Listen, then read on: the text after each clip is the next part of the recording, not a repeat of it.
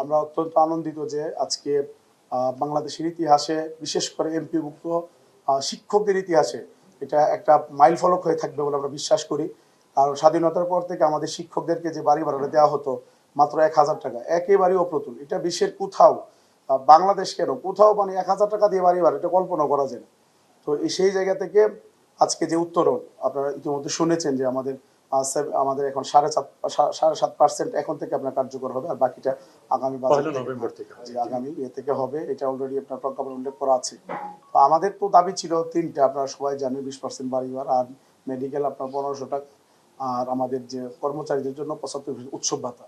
কিন্তু সরকারের সামর্থ্য এটাও আমাদের বিবেকবান শিক্ষক হিসাবে আমরা এটা বিবেচনায় নিয়েছি।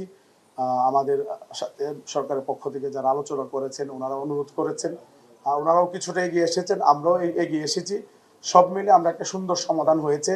আমরা 6 লক্ষাধিক শিক্ষক পরিবারের পক্ষ থেকে আমাদের অভিভাবক মাননীয় শিক্ষা উপদেষ্টা স্যার এবং সচিব স্যার যারা আছেন এবং মাননীয় প্রধান উপদেষ্টা স্যার, অর্থ উপদেষ্টা স্যার সহ যারা আছেন, আমরা তাদেরকে আমাদের পক্ষ থেকে আমরা ধন্যবাদ জানাচ্ছি।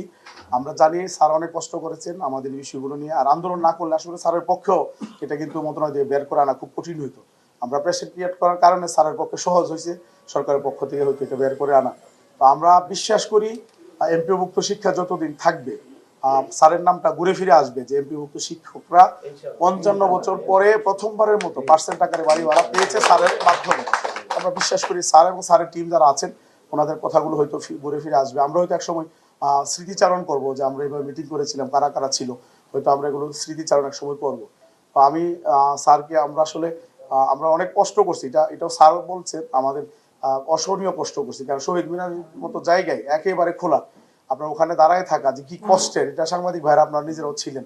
তো আমাদের কষ্টের জায়গা থেকে হয়তো আমাদের শব্দ চয়নে দু একটা ভুলভ্রান্তি হয়েছে, এটা আমরা স্বীকার করি। আমরা আমাদের অভিভাবক হিসাবে এবং আমরা যেহেতু ওনার সন্তান তুল্য, আমরা স্যারের কাছে আমরা ক্ষমা চাই। স্যার অবশ্যই ক্ষমার দৃষ্টিতে দেখবেন আমাদের প্রতি। আরেকটা বিষয় হচ্ছে, সেটি হচ্ছে আমাদের আমরা ইনশাল্লাহ আমরা এখানে ঘোষণা দিচ্ছি যে আমরা আগামীকালকে থেকে আমাদের শ্রেণীকক্ষে ফিরে যাবো ইনশাল্লাহ।